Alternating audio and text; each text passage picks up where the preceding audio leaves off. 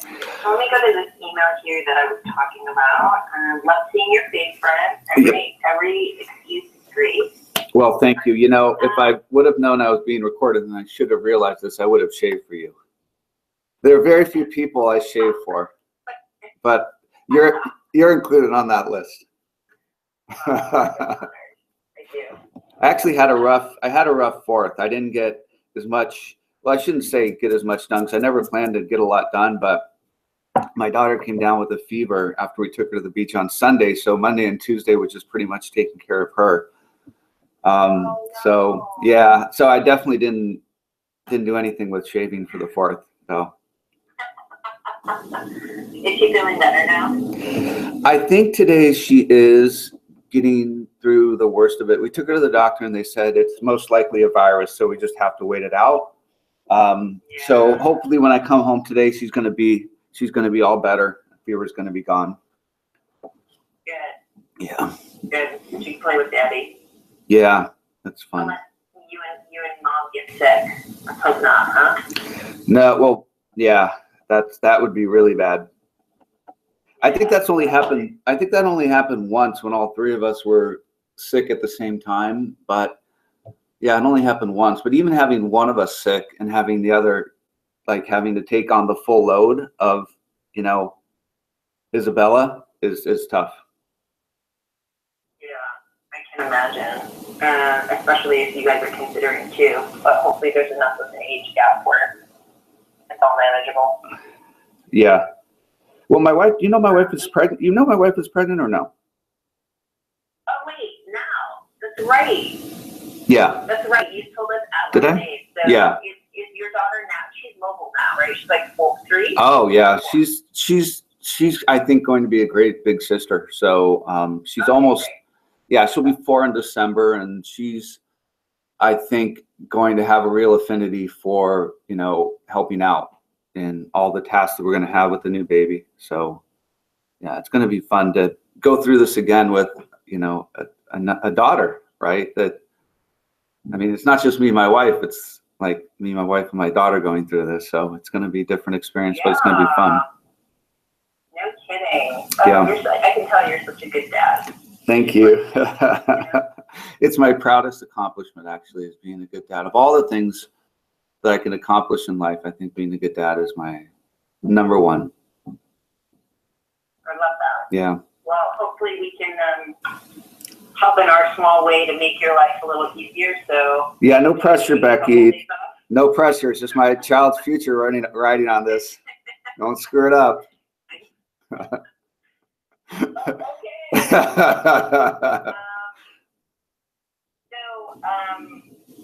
Let me just start from the top here. So when we were going through, you know, David saw some obvious places with the DMP to just clean it up so you had stuff, right? Mm-hmm. But there's obviously the longer term issue to create a real DMP where you're starting to preserve your learning either through models or just raw data, if you will, so that you're building up your own knowledge and IP base. Right. And knowing when to switch off of strategies and so forth, and being able to productize as much of that as possible. So we have the 10th DMP improvement, which David's hoping to roll out this weekend, next week after you all meet on Tuesday with Chris to just walk through those things. So I will go ahead and set that up. Okay, cool. Then there's the actual DMP, right? And so for us, it's a fairly, in the design phase, we'll map out the exact data fields that we'll need to capture. But for now, after just sort of listening, we're like, okay, there's DMP, and then there is, you know, I call you a system operator, but it's essentially this Brent dashboard, right? And the Brent dashboard has, you know, obviously the ability to initiate additional inventory, right? As the ability to, in some ways, I think, mimic the supermetric view.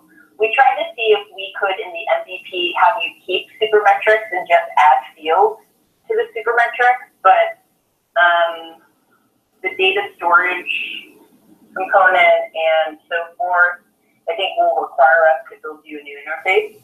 Okay. You know, and so we'll take you through that when you see some of the documents that I put together, right?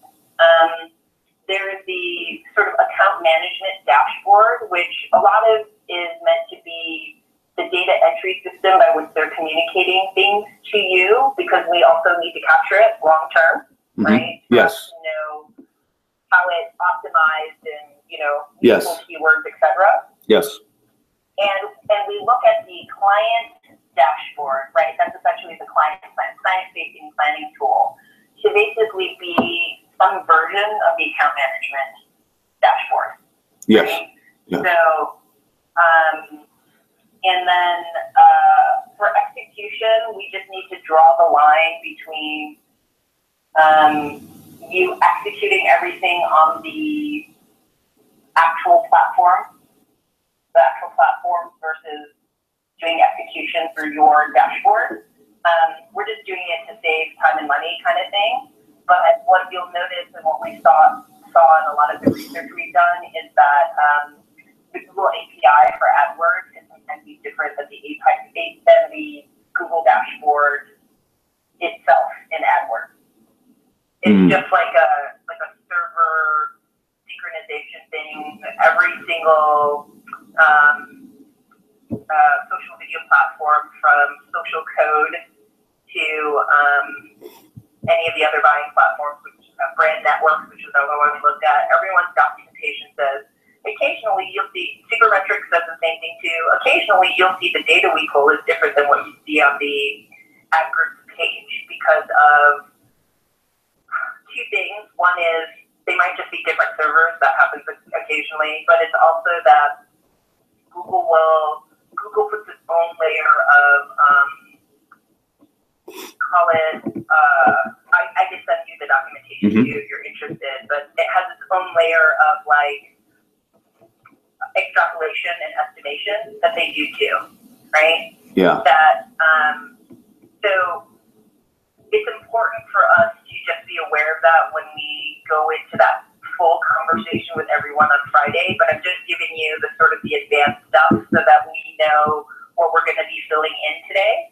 Yeah. And then, you know, next week, the week after, they're just meant to be like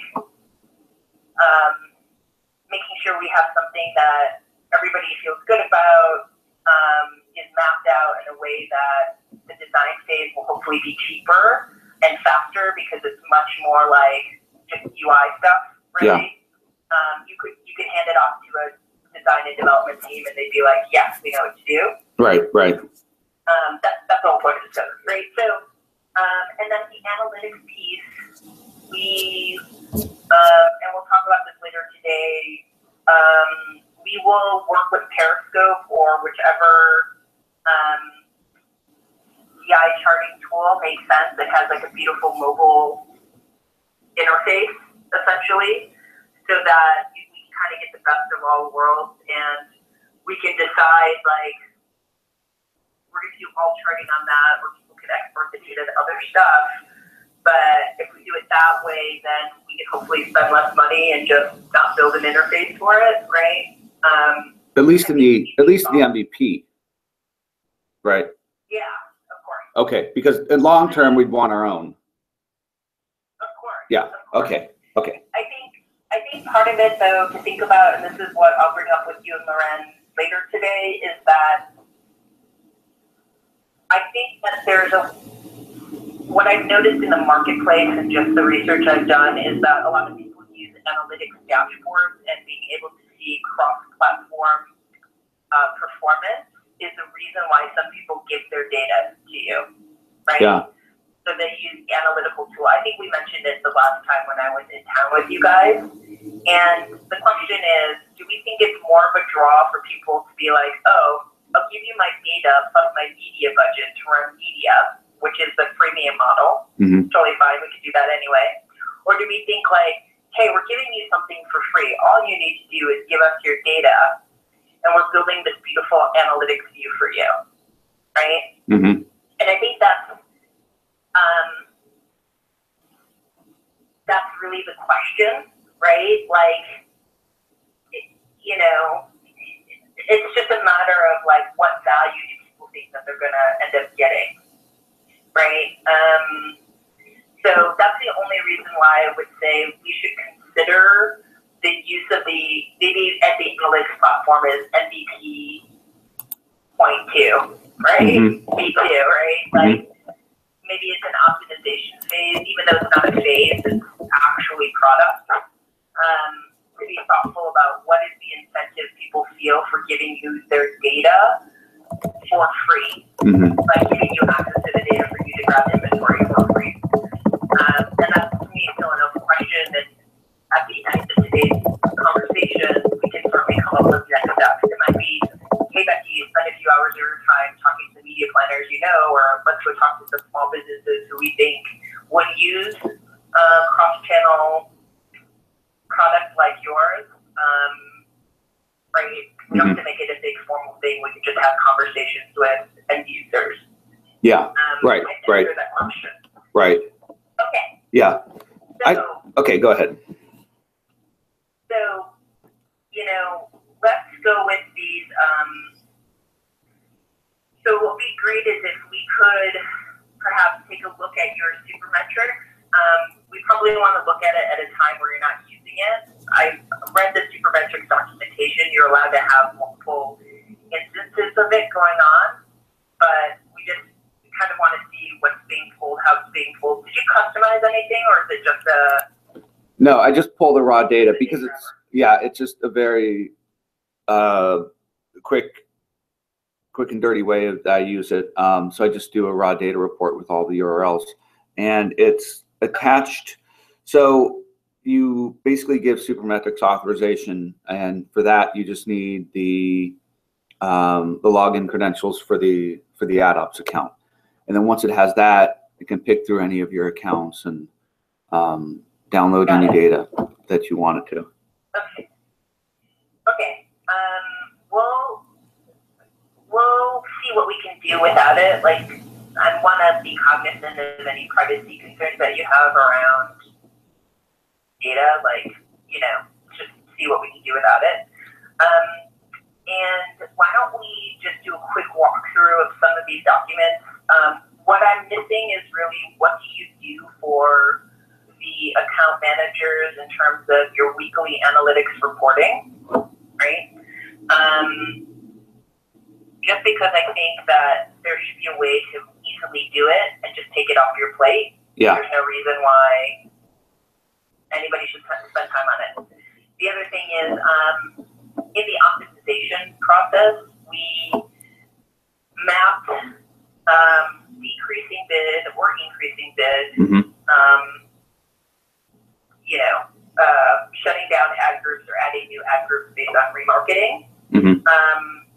We sort of dived into GA, but meaning it's GA categories and affinities, right? That would just help with the, you know, categorization. I wanted to, one, make sure there wasn't anything more in GA that we need to be thoughtful of at this phase. And then the other thing that you shared with me, right, that you said you wanted to talk through last week, you had like another genius study about, right? Yeah, it's just, I'll talk you through that because I don't think it's something I even brought up at all, but it's sort of critical to how I guess, decide when to make adjustments. So yeah, I'll walk you through that. Yeah, and then is there anything more from optimization that we're missing? Well, I think if I go through the process with you again, it will come out of my head, right? Like amazing. Yeah. So let me just start NOM 3.0 on my note sheet. Okay. Yeah, in fact, I would be very surprised if, as a result of that meeting, that over 2 days, that I got everything out. So I think this is a great idea. I'm sure. You know, and for you to like absorb as much as you did, I think is amazing. But there's like, this is a really good idea to revisit. So this is good. I'm very glad we're doing this now. Great. Good. So why don't I do the following with you. No, not at all. It's all good. I'm just sharing an office. It's awesome with one of my favorite people. Okay, so why don't I do this? I'm going to just take you through the abstraction of the account management and then the optimization flow, those two, to make sure we've captured it properly from your perspective. And then when we go into optimization, you'll be like, oh, that might be the place to then have you take us physically through it so I can map it again. Yeah. Right? So you can see that the gaps in my knowledge. Sure. Right. So let me share. My head is very close to the screen. Okay. Here's the slide.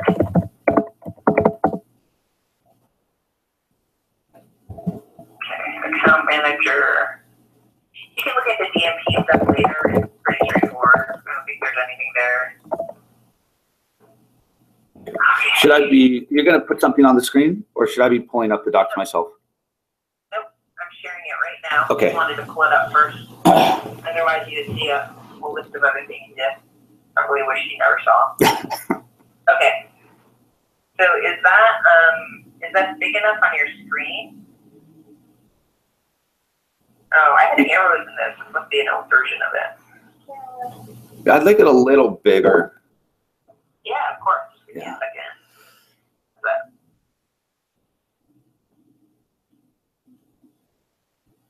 oh, this is definitely an old version. Let me try to do this. Why don't I just... There we go.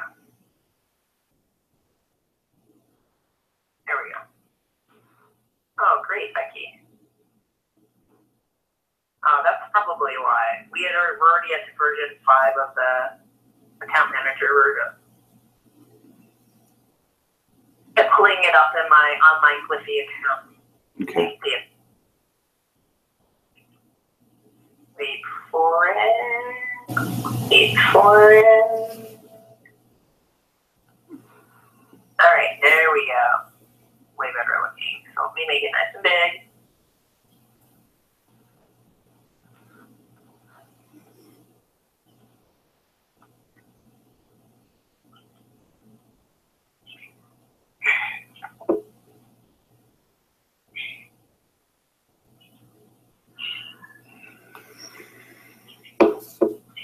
Yeah, that's not helpful to any one way.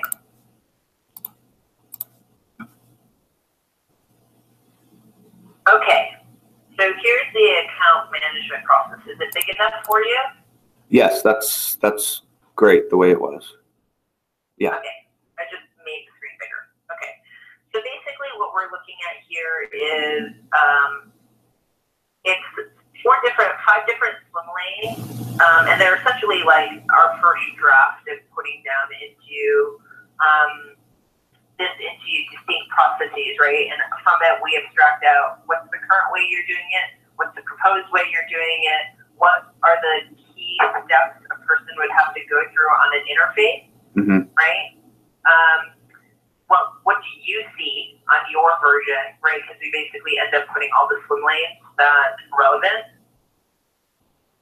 And then tech notes for us at the bottom. That's how we're using this. One thing we didn't include on this was the client piece of it, because I feel like we just need to kind of we have to discuss first that we believe that the client one, it looks similar to the AM dashboard, but probably a lighter version of it. And then I can go ahead and add it. Yeah, okay. Okay. So the first lane at the top, this is pre-IO, right? This is at the RFP stage? Yes. Okay. Right. And I might have gotten the order wrong, and it might be that the IO happens after research and you submit final keywords on the other end, right? I have no doubt that I got some things wrong, right, in the process. But we're trying to simplify it to what we see are essentially input and output points for that. And you'll see when you start to go vertically what the things are. One thing in our view is that, all right, someone is about to come in. Okay.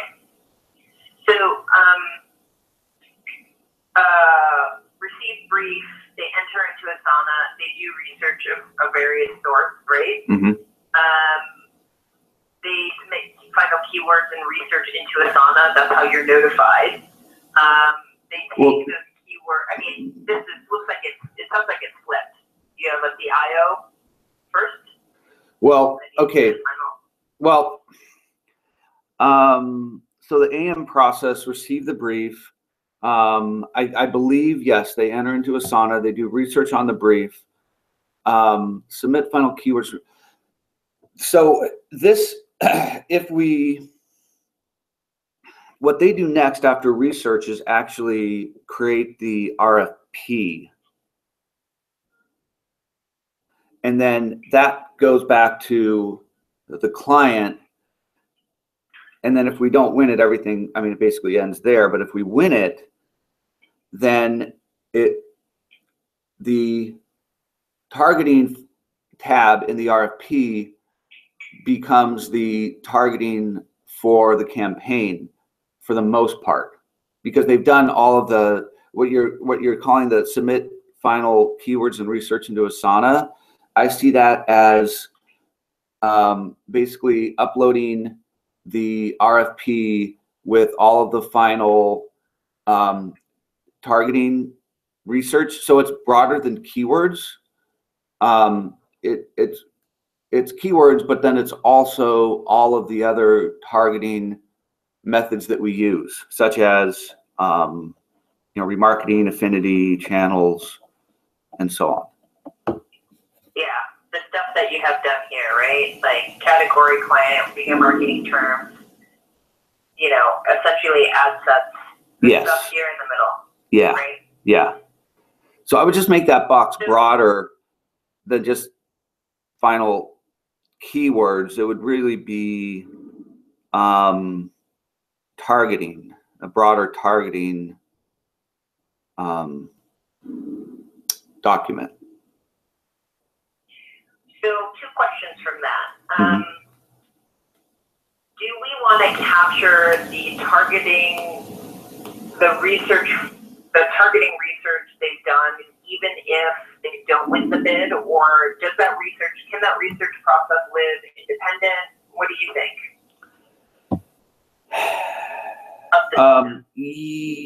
Yes, because if they come back to us, if that same client comes back to us for another RFP, we'd want to not lose the research that we did prior. And if there's also a similar vertical, we want to very easily refer to it. So it needs to be captured somewhere and maintained. And so yes, it should go into the NOM system somewhere and be easily accessible, whether or not we win the business, whether we win the business or we don't win the business.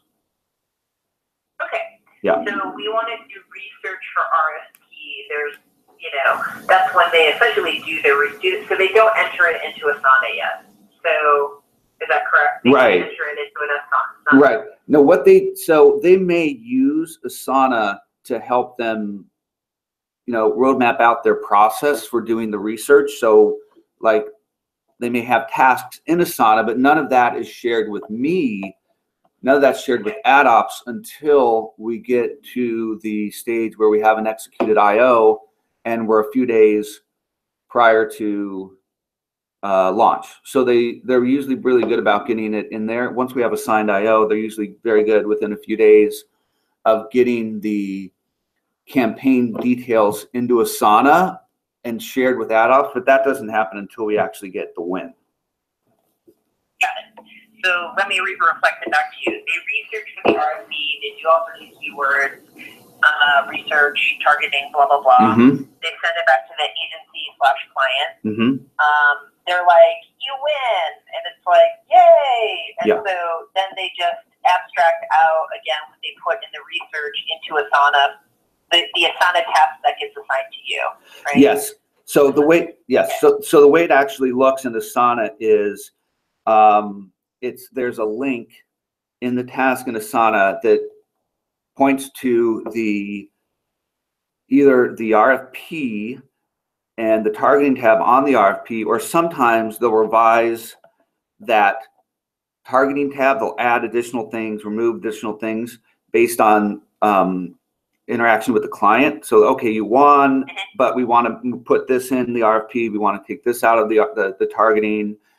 And so sometimes there'll be a separate Excel document just for targeting. But what I see in Asana is a link. So I click on that link and that Excel file opens up and it takes me to the final targeting for the campaign. And the final targeting is in the form of an IO? No, the IO is separate. There's also a link to the IO, but the IO is much more high level. So the IO is usually a PDF document, and the targeting is an Excel document.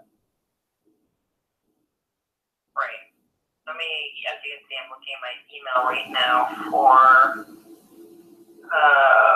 what she sent me, what Loren sent me here. So we've got a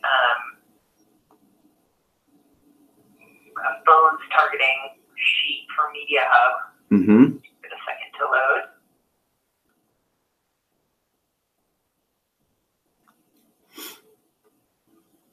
Yep. So to me, this looks like, is this the targeting sheet or is this the IO? That's the targeting sheet.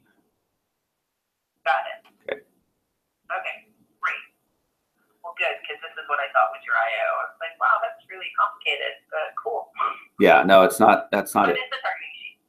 Yep. Okay. So here's a question.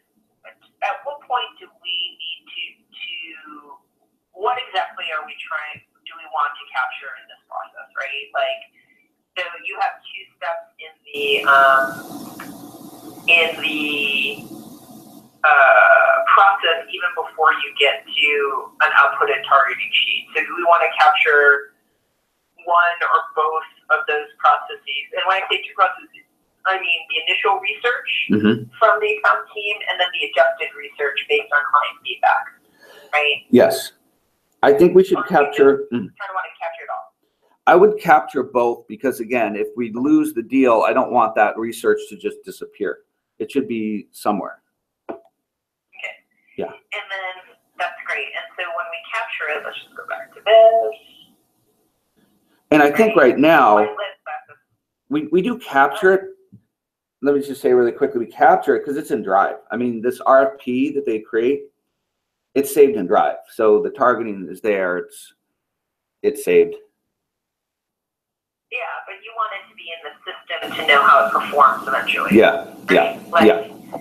Whether we migrate the data from this, right, or, you guys start from scratch and the account managers, you know what I mean? You put it in, right? I mean, please correct me if I'm wrong. If it's like, no, it's okay. But part of the capturing is just to make sure you can follow it all the way through and be like, you know what? We always use these same contextual keywords, but they don't always perform well for this particular client. Right? Yes, yes. I think that sort of learning is very important. I mean, I sort of know these things in my head, like how different categories will generally work out.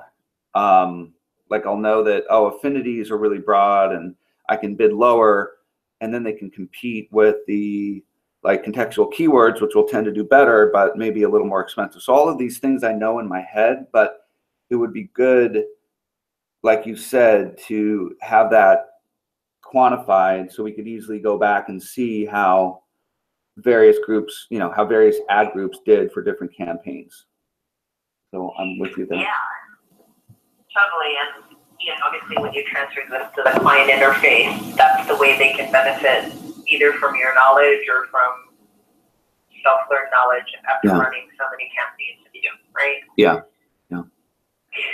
Right, okay, so great. So they submit this, it sounds like targeting research, we have to update that, right? And then the IO goes in front so that this just goes further here as the boxes.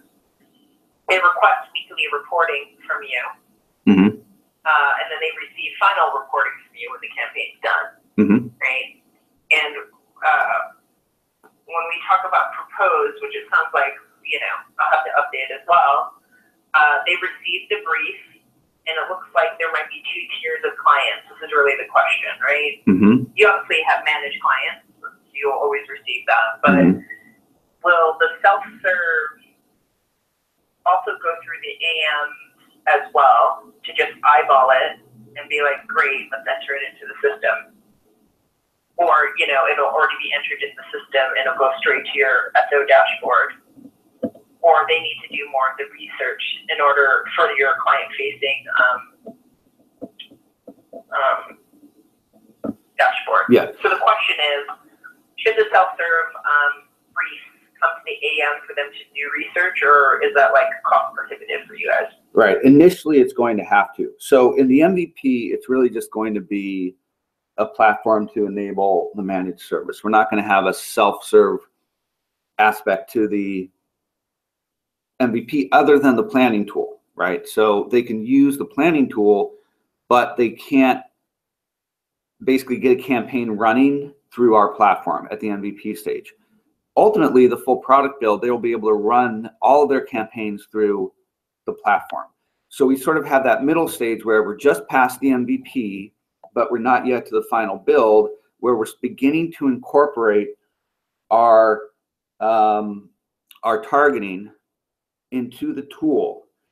But before it's smart enough, I believe, to just basically take input from the client and create everything all on its own, there will be sort of a middle stage where it will take input from the client, and account manager will review the output, make changes, and then that will be sent to the client. So it won't be an instantaneous process.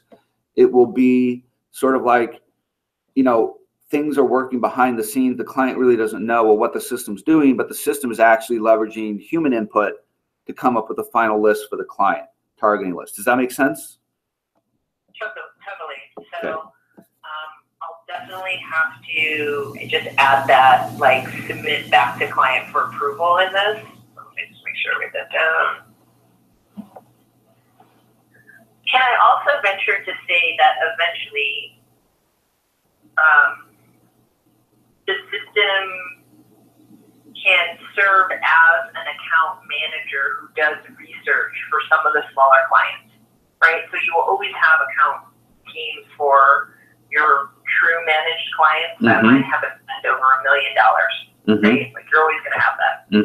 But that at some point, for people who are $50,000 or less, or 50,000 to 100,000, whatever your number is, the system should have enough knowledge on a category basis to be able to recommend things to those who use your self-serve model. Oh, yeah, absolutely. Absolutely. Right. I mean, ideally it will have enough information for every type of client, but since the larger agencies will always want managed service, or many of them will want managed service, there will still be, you know, a person, an account manager assigned to that particular client. And yes, it definitely makes sense. The first clients on this should be those smaller clients, right? The ones that, you know, we just can't take on as managed service, but would be able to use the tool. So that should be the first revenue that we pick up from this, should be those smaller clients. And to the extent that for now, you know, we have to, because we're still teaching the system, in other words, right? Your account managers are effectively what's feeding all the knowledge in, right?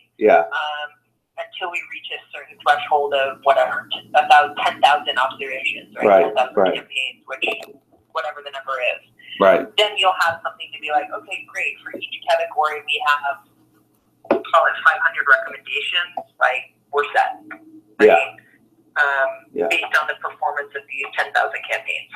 Yep. And I mean, and that's exactly how I see it. And eventually, or I mean, who knows? There could be, no matter how far along we are with this, a client that just sort of comes out of left field and is in a brand new industry. We've never dealt with them before. You know, it's like, you know, maybe it's some CryoLife, or, you know, outer space mining or colonization. I mean, it could be something really out there that we're just, you know, it's maybe brand new.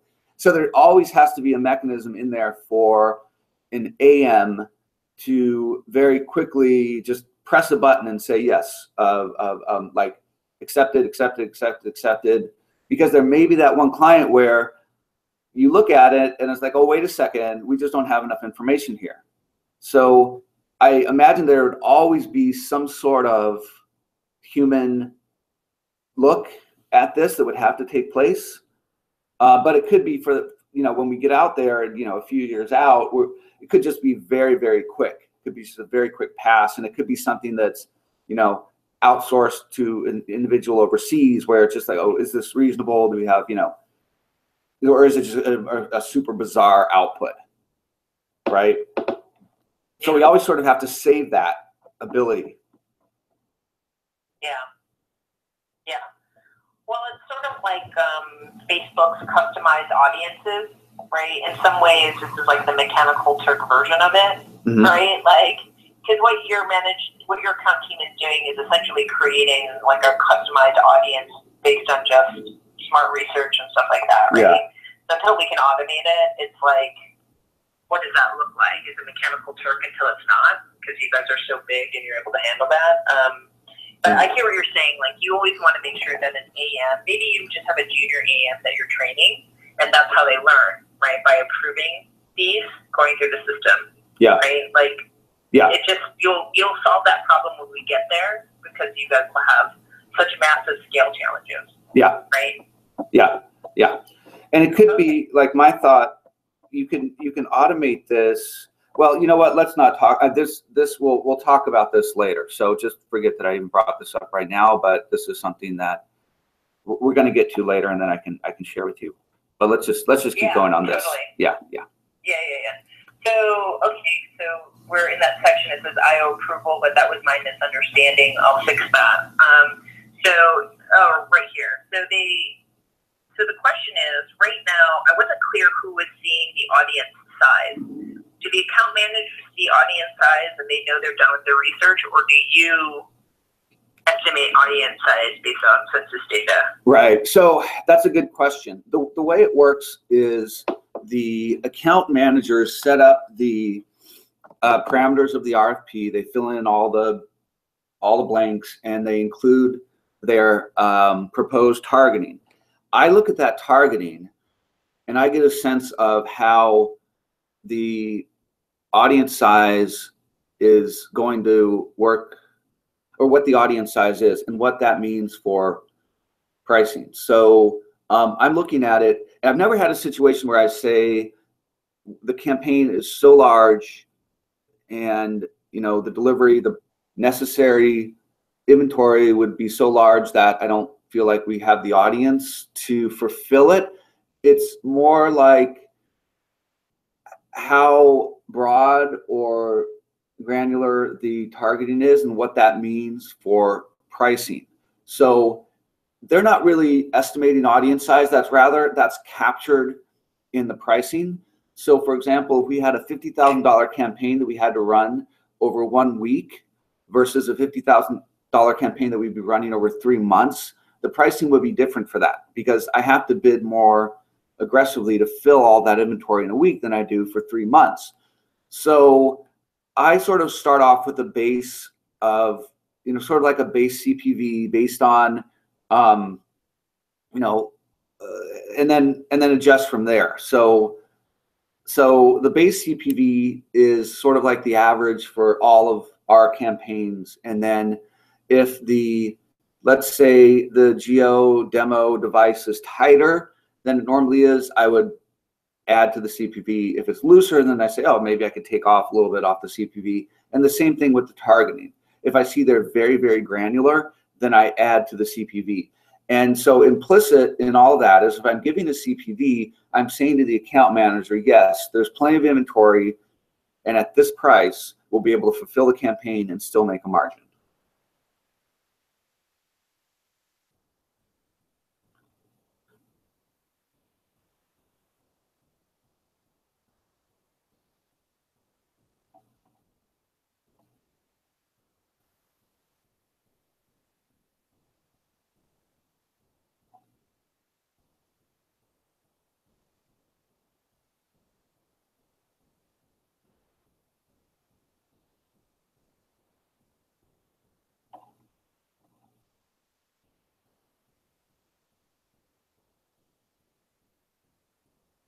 You taking notes on that? You still with me?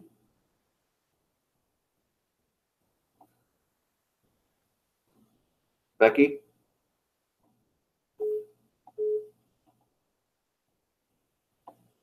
Hey there. Hey, sorry, I lost you at PPV. That was a long time ago. Oh, shoot. Yeah, so you said your base CPV is the average for all campaigns. So what is it? Okay. Like, it's a number in your brain? Yeah, basically, I look back. So I look back at either kids campaigns or adult campaigns, and I look at what our average hard cost has been, and then I calculate that number out, and then I'm adjusting that number for a specific campaign based on whether the targeting is tighter or looser than the average, the average targeting of all of our prior campaigns. So I'm making adjustments for the segments and making adjustments for like the demo, the geo, the device restrictions, if any. So I'm starting with like a base, and then I'm going plus or minus from that. So can we use like actual numbers here? Like, so for example, a base CPV for kids campaign might be like $1, and adult is like $2. I'm totally excited. Well, so for a kid, I would say when we talk about the base CPV, I start from our base hard cost, and then I add to whatever margin we're looking to make on that campaign. So let's say our base hard cost on a kids campaign is 2 cents a view, then I would either adjust. Yeah, you're probably thinking clicks, not views. Yeah, much higher. Yeah. No. I wish I could get 2 cents a click. Maybe someday. So so then I'm making adjustments to that. I'm either adjusting up or down from 2 cents, and then I'm adding the final margin. So, and then, yeah. Okay. So do you want this calculated for you, or is this a particular exercise you want to do? Not initially. Initially, I think that in the MVP, I'll still be coming up with the CPV. So the audience size, it's really, so for as far as the account managers go, if I give them back a CPV, I'm basically saying to them, yes, we'll be able to fulfill all this inventory with the targeting parameters that you proposed at this price. So they're not really having to judge like the audience size or determine it, or, I mean, I'm doing that. That's all implied in that CPV number that I'm giving them. If for some reason I couldn't do it, I said, no, we just can't do this campaign at any CPV, then obviously the conclusion would be there just isn't enough inventory. Go back to the drawing board, add more segments. Okay? Got it. Yeah. So how does census data play into your process? So if they literally say, I'm looking like for the NFL one we just saw for both, right? It's like you go and say there are 50 million men 18 to 24 to the national campaign, right? I'm just making this up. And then using that information, you are assuming let's see, you said CPV plus your margin, so it would be 5 cents. Like, is that how you are correlating audience size and CPV? No. So when I go in and set up the campaigns, so I'm basically working back from past knowledge of the platform. So most of our adult focused campaigns are like adults 18 to 54. And if it's a national campaign, and even if it's just women or just men, I pretty much know for a given set of targeting parameters whether I can easily fill that campaign or not. So I don't even need to refer to census data. The only time I need to refer to census data is if we are giving the client an idea of what the GRP would be. So what percentage of the, that audience that we would be hitting with our ads. But there's also a second way. So can you still hear me? Okay, I'm listening. Okay, sorry. I guess there's just another call coming in. So. Oh, not on my side, on your side? Yeah, on my side. Sorry. Okay, so so there's a second way I do it. Okay, so when I go into AdWords, they actually have a tool that allows me to put in a bid, put in the audience, the targeting segments, and it will tell me its estimation of how much of the budget I will be able to fill given the parameters I've entered. And it's never like, I've never had an instance where I've quoted the CPV, then I've gone into AdWords and set everything up and it said, no, you won't be able to fill, you know, at this price. So that's sort of like a second check on the CPV, is you can just go into AdWords and test it by setting up some of the, setting up like a mock campaign. The third way, Display Planner has some tools as well. You can get the audience size on Display Planner as well. So you can limit yourself to serving, you know, or YouTube ads, put in your demo segments, all that, and it'll spit out for you like your estimated impressions. So they're a mix of tools that I can use, but in the vast majority of cases, just I know the system so well, I know like the inventory so well that if I see an RFP and I look at the targeting segments, I'm very quickly able to make an adjustment to CPV and give them an answer back. It's usually like a 5 to 10 minute process. If it's tighter, then I go to one of the other tools. Or if they need like an estimate of the audience size, then I can go to Display Planner and I can pull that. Great. Okay. So for now, it's a function of, it's a double check for you. So on the client side, so the only reason I included it was a very basic reason, is because Facebook and Snapchat include them. I hate to say it, but it's that base of a reason. The question is, for the client interface and by extension the account manager interface, it's important to see audience size. But it might serve heuristic purposes for clients, right? Want to be like, wow, I know I'm going to reach 5 million people potentially, right? Like, or they just want to know, like, okay, I'm going to reach more than 100 people, right? But if you don't use it in your process, right, that for me is sort of like, I'd have to dig a little bit deeper as to like the psychological principles behind it, right? We don't want it not included in the client interface. And people are like, that platform's weird. It won't tell me the audience, right? Yeah. Because people are used to it. Yeah. That can be independent from how you choose to use it, and the question would be, we just included it, and even though it's divorced from the actual ways in which you use it, it's perfectly fine. So I guess in that explanation, if you're going to hold on to it, what I would say is, because you're doing all the execution directly in these platforms anyway, that can still be a bread process, right? The question is, do we eventually want to codify it so that,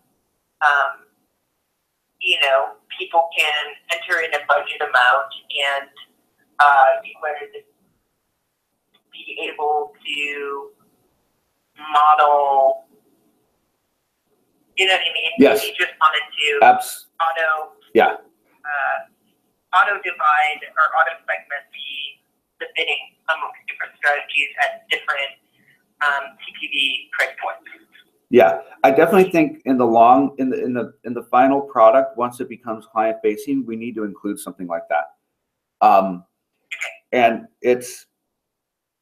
I mean, the information is there. It's in Display Planner, but it's not going to pick up everything. So, for example, when we're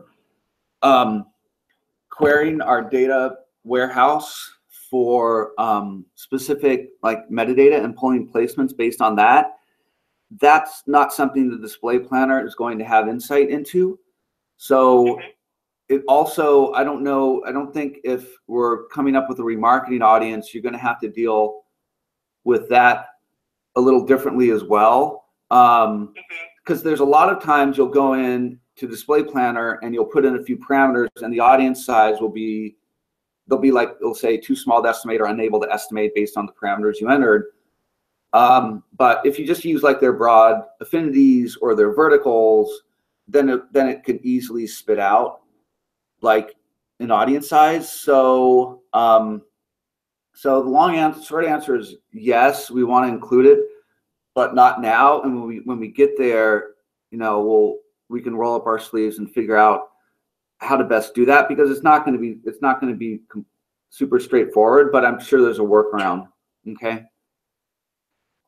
Yeah, I'm even thinking like, which is why you see me pulling up the AdWords API. To me, I'm thinking of it purely from a product perspective. If I can approximate some of these things, and all I need to do is capture data, or all I need to do is give you a single entry field to test it, right? And be like, great, this is what we're starting with. It might be that we just need to tell the DSP that we're only reporting starting bid for a particular category or whatever, right, based on audience size, etc. And then the system can take care of the rest, as long as we're capturing all the inputs. Yeah. Does that make sense what I'm trying to describe? Yeah. So we can worry about the actual calculation later, and if it's in the process of our design phase when we're designing the database, we decide we're going to tackle it, amazing, but it sounds like all I need to do is, it might be that all I have to do is capture your initial bid, right, that you're testing, or initial bid that you're starting with, and you do all the calculations separately, and then over time we will have observed what are the right bids for the right reasons. Yeah, but you know, now that I think about it, we may actually want to start capturing it, and I'll tell you why. Yeah. So let's say it. I'm going to talk about this, and then I have to run downstairs for 30 seconds to get my computer charger. But let's say that I would like to capture it so we can start finding correlations between audience size and final CPV. Now, we're going to need a lot of data points for that, because the content itself is going to impact what your CPV is, as will, you know, other things like, you know, content length. But let's say we start doing this now, even though we're not making that number available anywhere, like to the AMs or to a client. If we're going into, like, let's say Display Planner, and we come up with a way to estimate audience size, and then we have a record of that, and we have like a table where, okay, so this campaign in this vertical with content length of 30 seconds had an initial audience size estimate of, let's say, 60 million. Final CPV was 4 cents. And then, you know, campaign B, initial audience size, final CPV. Campaign C, initial audience. We can see if there's a pattern. We can start to run, you know, regressions on that and see if audience size is actually a meaningful variable or not. So it might be interesting for you and me to come up with the process, to codify that process, to capture it now, because that will help us. We'll need that later if we're ever going to be able to automate the process of spitting out a CPV in real time, or estimating one in real time. So it may not be a bad idea. I would put it as a lower priority. I would see where we are with the other stuff, but I think it's something we probably want to do. What do you think? Yeah, I mean, my goal is to make sure that when you go take a vacation for a month, right? Yeah.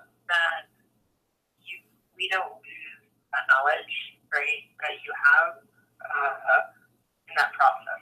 Not that anyone can replace you, because you're obviously always one step ahead, right? But you know, the calculations that you have in your head are absolutely probably the best guess, and we're just trying to codify it in the system. So to the extent that I think, yes, you should be able to enter in a base CPV display audience size as a result of it? Well, I mean, my understanding is when you enter in your audiences and display planner, it spits out an audience size, right? Mm-hmm. We believe that there's some correlation between audience size and base CPV because you're making some calculations, like your best practices, best guess, cut reduction. So you might observe something in the data when we run those correlations that none of us would ever figure out, right? Yeah. Just kind of want to see what that is. Yeah. RV to the best of your ability. So what I'm seeing is I need to figure out if AdWords exposes this display planner programmatically for us. If it doesn't, then we need to keep using the execution platform interface to the display planner. Like, that's fine. We just have to figure out how to get the outputs in and out of our system. Yeah. I'm thinking of that. Yeah. But yeah. Okay. Okay, cool. I'll be right back. I'm just going to run downstairs. Okay.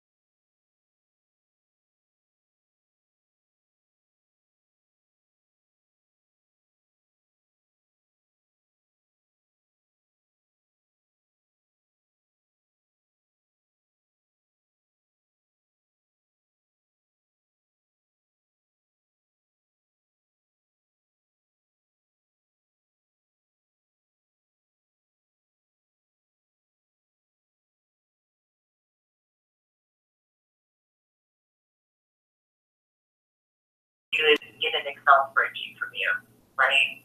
So they may get a actual just email of the Excel spreadsheet that they can then package into the reporting, and then they receive a final report, which includes performance, remarketing terms, better affinities, audiences, etc. Yeah. That's usually the content they need from you, correct? Yeah. Okay. So now we're looking at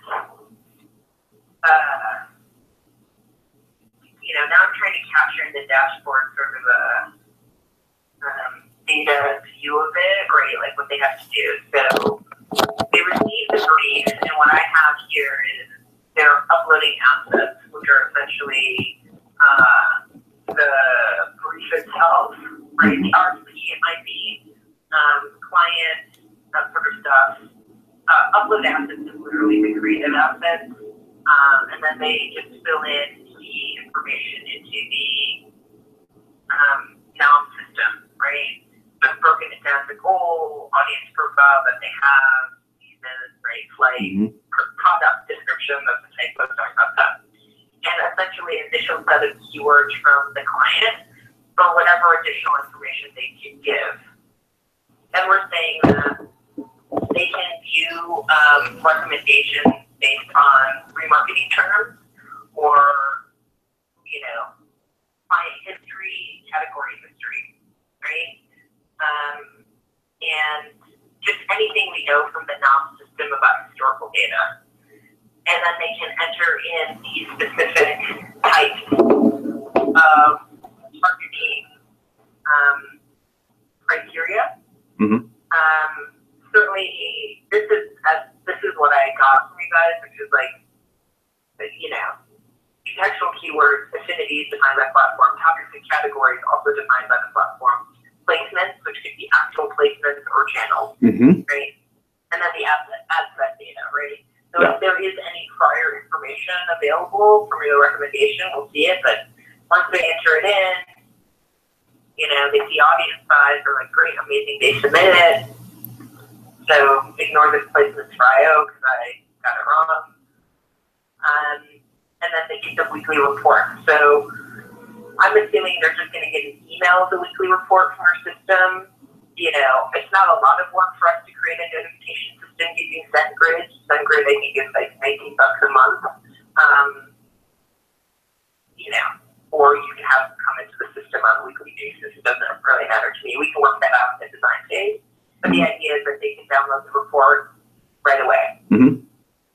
Yeah, that would be great if we could automate that for sure.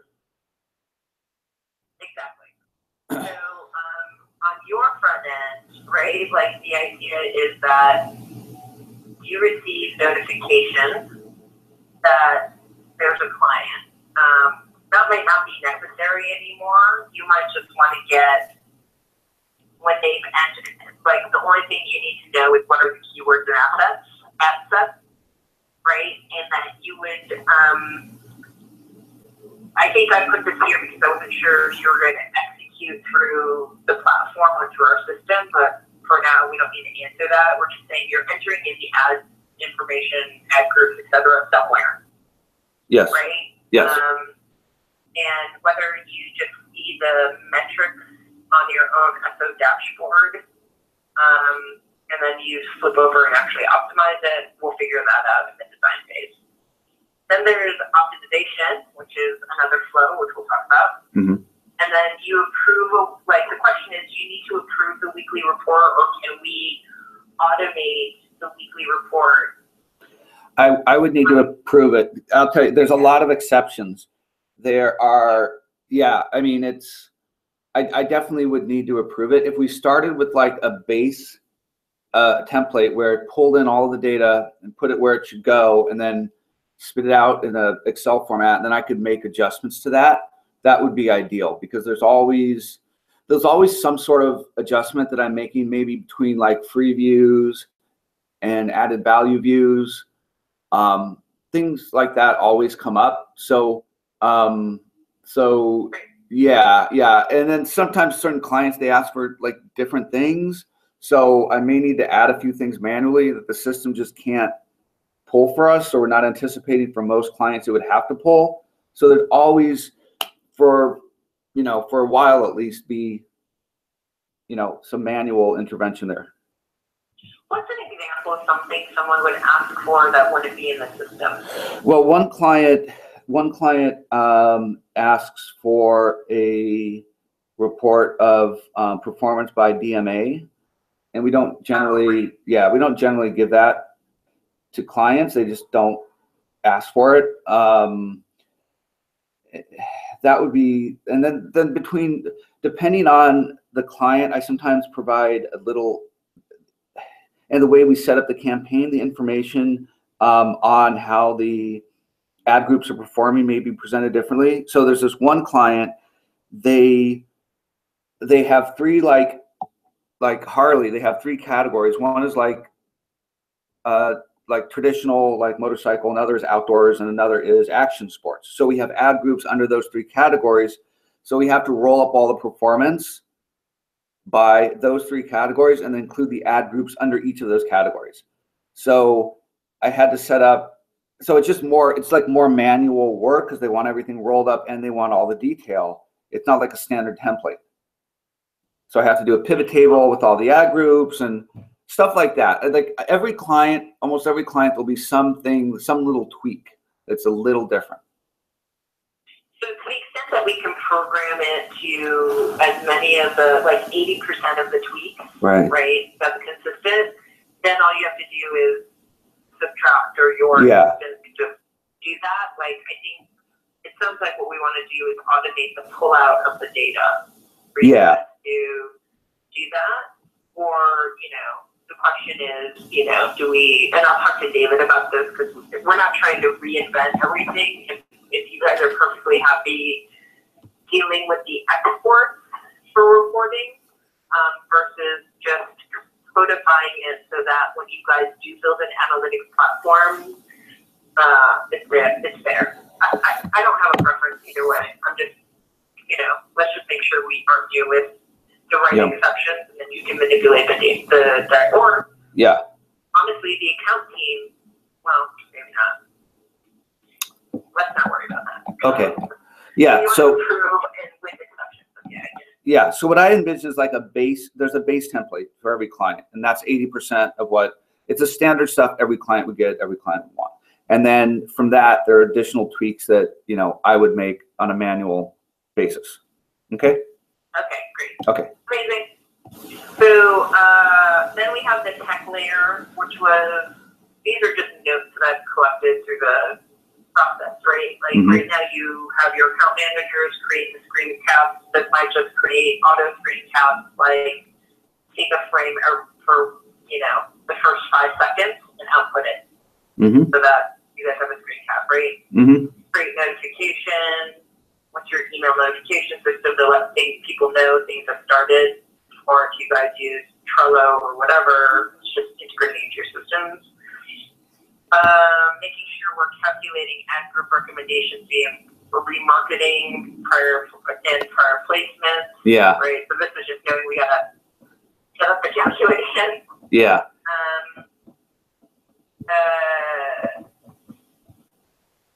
Screen cap placements. I think I read somewhere in the notes that you guys take screenshots of the placements to potentially prove that you've actually placed in good places. So yes. If you do that or not, or if the account team does it. Yep, that's what the AMs do. Okay, so we'll see if there's a way in which we can automate that, or if you want them to do it, no problem. Okay, I would put that as a lower priority. Okay. Yeah. And then auto-generate weekly report, and what I'm going to do is just fill in notes underneath, which is I'll put, you know, pull the data and all the exceptions into one data document so you can run it, or if we need to output it in a pivot table, like we'll know that we have to do that during the design process.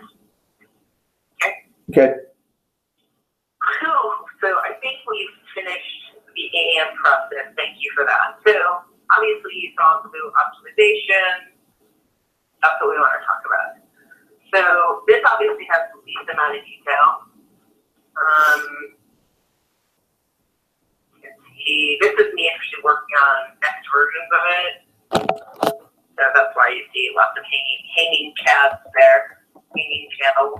Hold on, let it scroll to the top for the second. Okay, there we go. So, let's talk about your process that you go through. And just like as an FYI, I do have to jump off at 4:30 to make a call to my attorney about an unrelated matter, and I'm wondering if I can call you back because I want to make sure we have time. Do you have additional time or?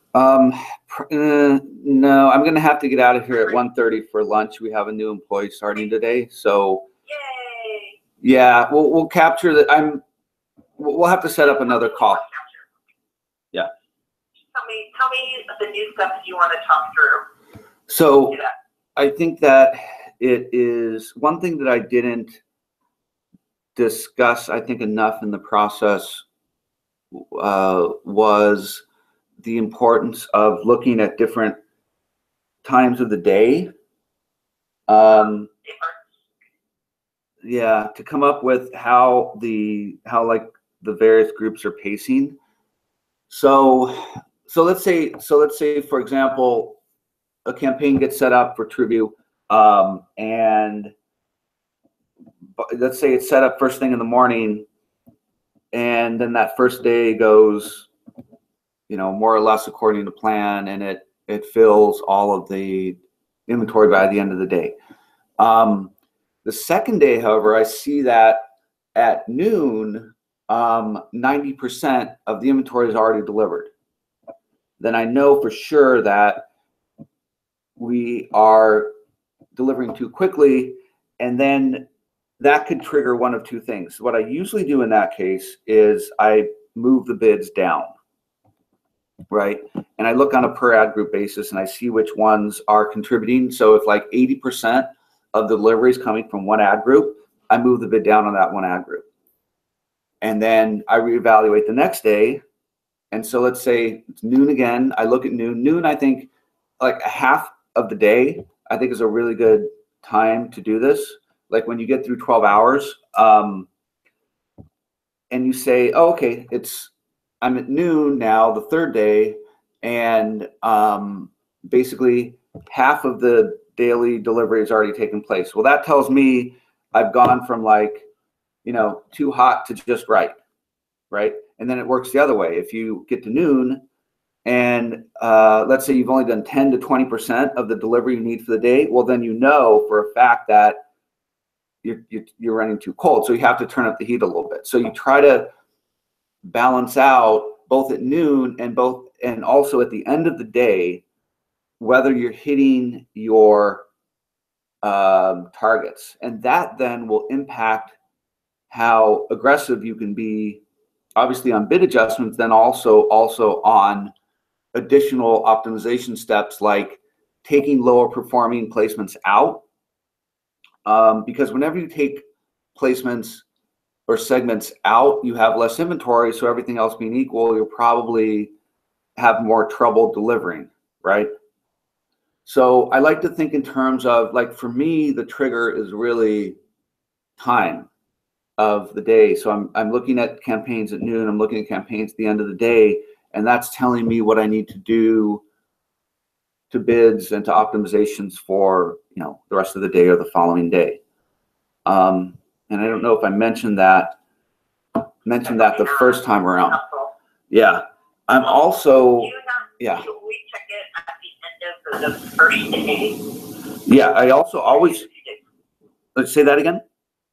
You always check it at the first day, not like after 3 days or whatever. No, yeah, I'm always checking. I'm checking twice a day.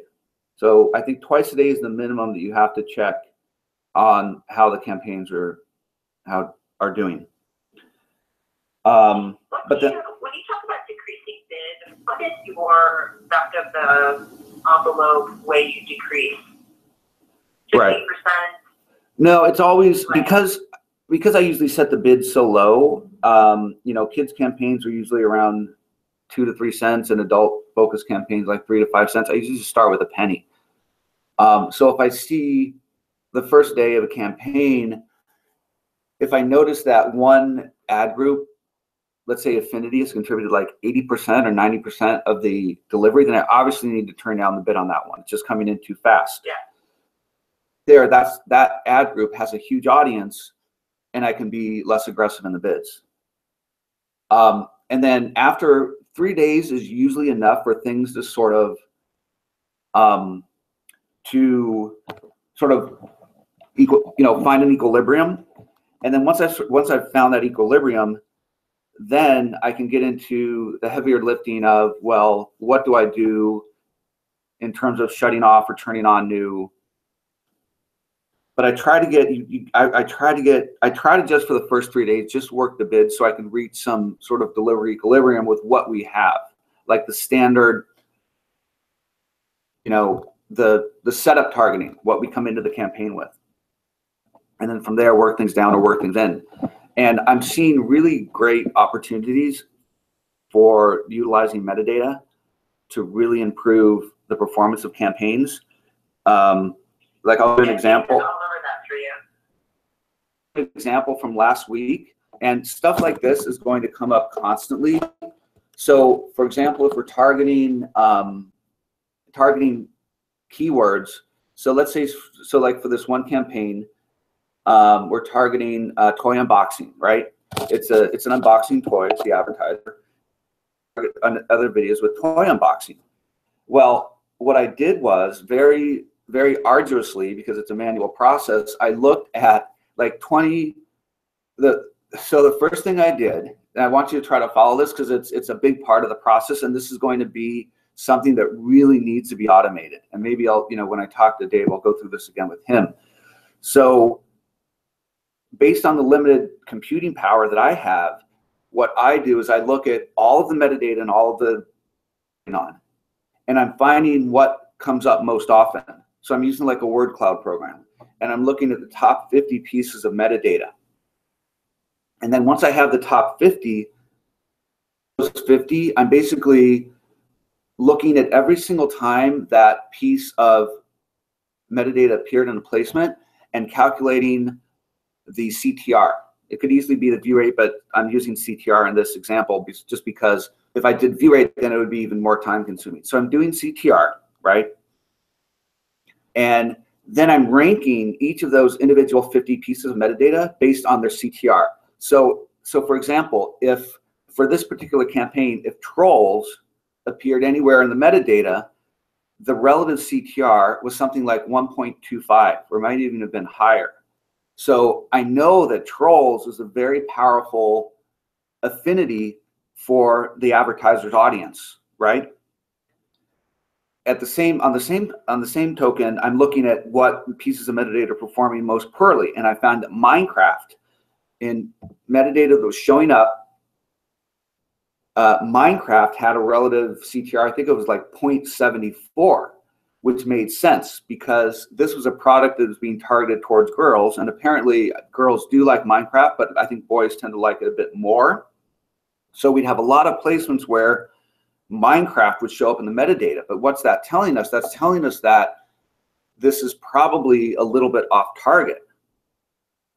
So now what I would like to do is basically have a system where there's a program that's scanning all the metadata, different combinations of metadata, and learning from that, and learning that, oh, this metadata means high performance, this metadata means low performance, and then we're optimizing on that. So we're like blocking anything. If a piece of metadata is poorly performing enough, like over a certain, if it appears a certain number of times, if you pass like this, statistical significance hurdle in terms of numbers of observations, and it's performing poorly enough that you can't just basically write it off to chance. Now it's taking that piece of metadata and basically blacklisting it. And the system is going out and searching for the high performing metadata. It's going out and searching the data warehouse and searching YouTube, scraping new videos, trying to find other instances of that metadata. And can I tell you to show me where the metadata is that you're pulling from? Are you pulling it from the video itself? And then how are you getting a CTR relative to that metadata? Right. So the relative CTR is just the overall CTR for the campaign versus what the CTR is in all instances of the placements where that metadata appears. So what I need to do is I need to download all the placements that we're running on. I need to then cross-reference those URLs with our data warehouse, give me all the metadata for all those placements, count the number of times the metadata appears. So, obviously it's not worth it because I don't have the computing power in an Excel spreadsheet to calculate the relative CTR for all 10,000 or however many metadata instances there are, right? So I'm just taking the top 50, the significant ones, right? So then I'm doing that, and that's a lookup table on the data warehouse. And then I need to go back and reference, like, this is like another lookup where I have, I think I did it in Excel. I have like columns across the columns. I have all 50 of those pieces of metadata, and they have formulas. And if it's true, yes, put a 1. If it's false, 0. And then basically doing something else where I'm looking at all the ones, summing up. If it's 1, sum up the impressions, sum up the clicks, and give me a final result for that, right? So it's a very arduous process, but the ability for something like this to drive results, I don't think can be underestimated, because what it really does is it gives us a chance to do something that, AdWords would never be able to do on its own, which is where you have like a broad target like games, actually pull out those specific placements in that broad category of games that are most appealing to that audience, right? And that's really powerful.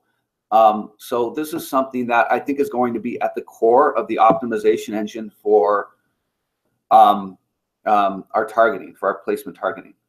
Yeah, I agree.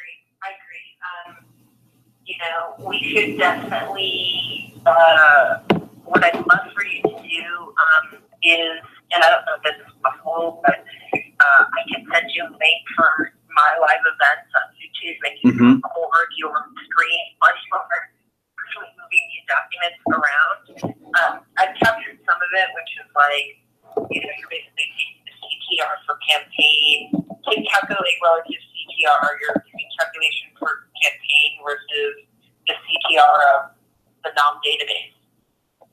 So, and for these keywords, right? So, I want to capture that, and that makes a lot of sense. So let me send you that link. Would you hold on one second? Sure.